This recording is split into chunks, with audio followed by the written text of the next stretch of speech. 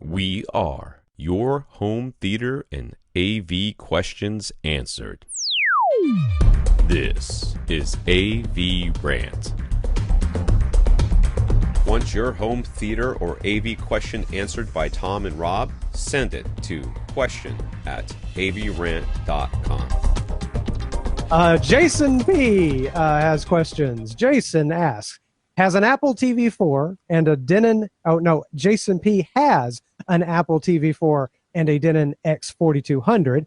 He knows the Netflix app is providing Dolby Digital Plus audio, but his X4200 only ever says it's getting regular Dolby Digital from the Apple TV. Here come the questions.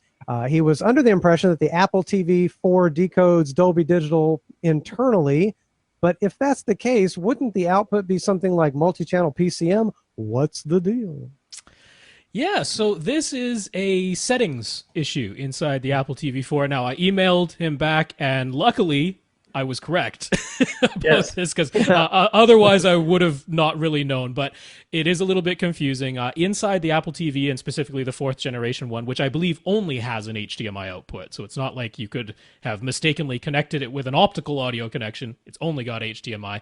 But if you go into the settings, into the audio and video section, and then into the surround sound subsection of that, you have options. I believe there's a stereo option. Then there is a Dolby Digital option, which is what he had selected, because that seems like it makes sense and looks like surround sound instead of stereo. But then there's one, the option actually just says, literally verbatim, this says, best quality available, which is kind of a nebulous and not very well-defined thing when you're just looking at that. But that is actually the correct setting. When you select best quality available, it will attempt to decode whatever is coming in itself, and if you are connected to an AV receiver that can handle multi-channel PCM audio, that is what it will send out. So it will take the Dolby Digital Plus bit stream that's coming from Netflix, it will decode that itself, turn it into 5.1 or 7.1 uncompressed PCM, and send that via HDMI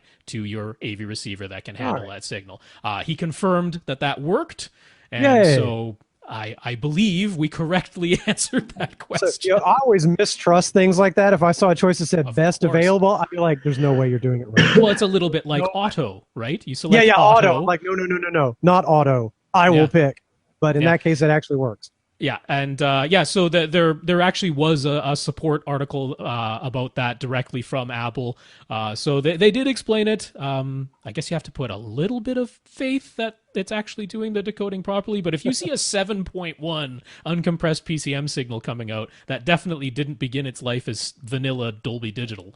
That's true, yeah.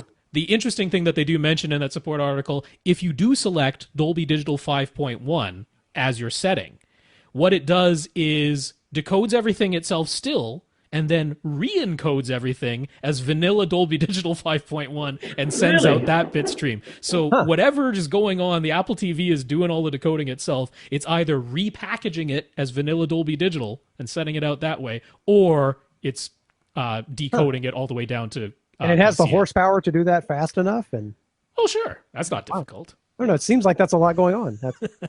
Okay. Well, there's your answer. Just pick best available. Want your question answered? Send it to question@avrant.com.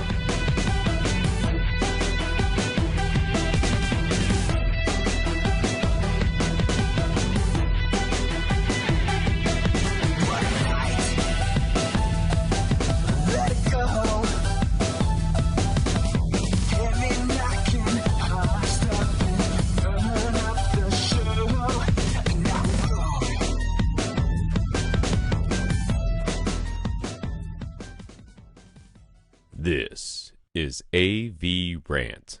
Now go out and listen to something.